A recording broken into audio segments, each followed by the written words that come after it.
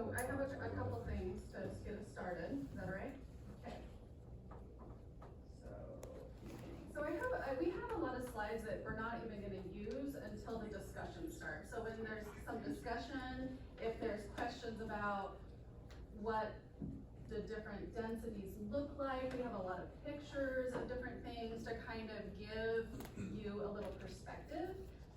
And then we also have a bunch of other data on housing and how housing and incomes varied over time and that kind of thing. So I don't want this to feel like we're talking at you. This is a workshop. That's truly a workshop to get some questions answered and that type of thing.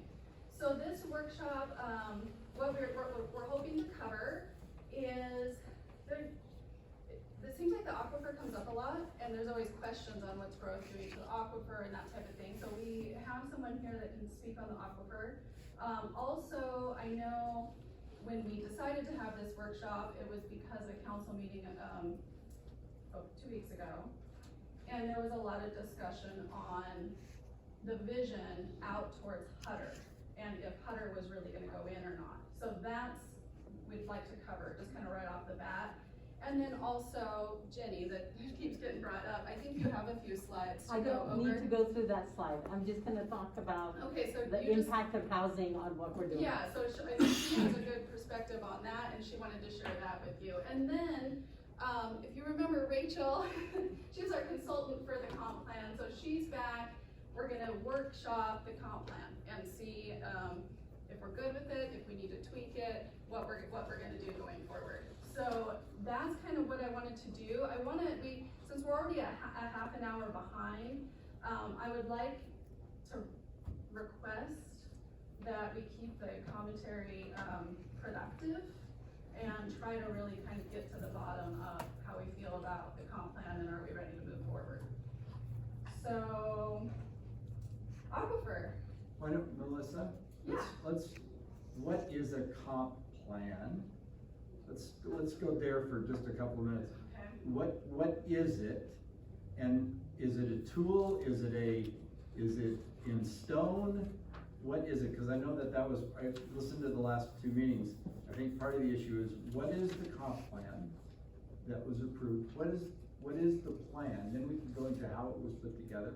But in your mind, what's the plan? We are going to address that later. Okay, I great, kind of then. wanted to deal with the aquifer, Hutter, and Jenny, just in case they didn't want to stay for the whole time. Great. Okay. No, Jenny loves I it, didn't so. say, right? So I just, this is Eric Yes. from Panhandle Health, and I talked to him quite a bit last week. And so I just, I have a slide, but all it says is basically what we talked about last week. Yeah, So if you wanna just kind of, if people always have questions, like about growth in the aquifer and that type of thing. And when I talked with Eric last week, he indicated that they do a lot of testing on the aquifer, and it's not showing an increase in toxins in the aquifer because of growth. And is that basically what you shared with me? Okay. Yeah, so if you've got questions for Eric with respect, I know Councilmember Roeder, you brought up aquifer issues in the meeting 2 weeks ago. And so I think it was from that It comes up every now and then, and none of us really know, so. So first question I have is that the county, I think, has a aquifer protection group and how do you integrate with that? And what is their function and what is your function? Sure. The county established the Aquifer Protection District around 2007. That was voted in by the residents of Cooten County. Essentially what that is, it's a funding mechanism that's overseen by the Cooten County Commissioners. So it was largely created, I think, in statute to allow existing agencies that have regulatory authority to collect funding to do their mission as far as aquifer protection efforts. So every year we go to the Aquifer Protection District, we prepare a presentation, we give them an update on what we've done with the money that we've received in previous years. They choose to either recommend funding of our programs or not. That then goes to the Cooten County Commissioners for final approval, and if they approve it, then we get funding for the following fiscal year. So that's the general integration. They do the funding, we go out and do the inspection. And then do you actually test drill holes, test water from the aquifer, and how often do you do it? That's one of our major efforts. We work in conjunction with DEQ, Idaho Department of Environmental Quality. They built a quality assurance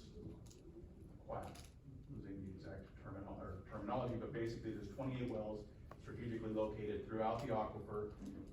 There are 16 constituents that DEQ has identified as indicators. So 3 times a year, we monitor those 28 wells to look for trending or patterns.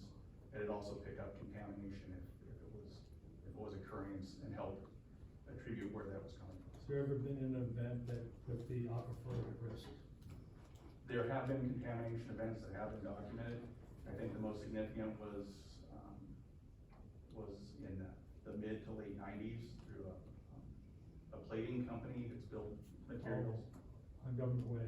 Yes. Yeah. Yeah, so, but generally speaking, in 2015, DEQ did a hydro geologist did a study based on we've been doing this sampling since the early or mid 70s.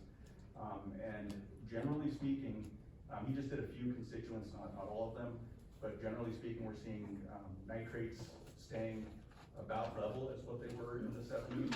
We are seeing an uptick in sodium, magnesium, and chlorides, which is likely attributed to road salting in the winter time, but obviously there are safety factors that have to be taken into account. So that's but other constituents really we're not seeing upward trending.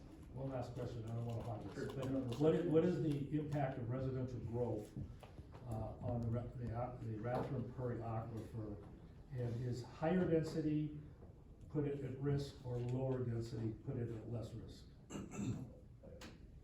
In my opinion, probably lower density, obviously less people, less uses, less risks. But that's probably not a likely future of our area with the growth that we're seeing. One benefit of the municipality expanding is that it does take septic systems offline, so you have that discharge that's not going to the aquifer, which is one of the reasons that we have the 5-acre rules to encourage that growth, to move into the cities. But once you have larger density developments, you do have people fertilizing their lawns, you have people, washing their cars, different things, different activities that are releasing different things to the ground and ultimately to the aquifer. Eric, I was a part of the initial study in 2001 that Spokane called it the Spokane Valley / Raptor and Prairie Aquifer, and I thought that was an interesting title to change. The individuals that were trying to protect the aquifer were very disappointed because the aquifer had more water over a 3-year period. It was purer than previously identified. I don't mean that was phenomenal news to me. Is the concern for the aquifer more commercially related than residential? Because at that time, it was specifically identified that residential seepage, whether it's fertilizer or waters, was not necessarily impacting as much as a parking lot was at a shopping center or something like that. Of course, we don't know what's going on now. I mean, what's going on now is different than then, but can you comment? I guess I don't think it's commercial or residential. Basically, in order for an area to be economically viable, you need to have clean drinking water. That's sort of one of the mandatory things. So I think it's important to continue to protect it for all purposes, frankly. The other thing is that I know water purveyors in the area, they pull a tremendous amount of water out of the ground to provide it, to businesses and to residential facilities. And generally speaking, they put a little chlorine in it for distribution purposes, but it doesn't require any significant treatment, which can be incredibly costly if you do have to treat the water before distributing it. Are we, Melissa, a part of then getting an update so that if we have questions or applications, it would be nice to get Eric's group's input with respect to the ramifications that development could have on the aquifer? I believe they're an agency that we notice. That's what, I just want to make sure that for the record that we identify that, so. Yeah, and Eric, when he and I talked last week, he talked about the contaminants in the aquifer, like in the way past, before people were having municipal sewer systems.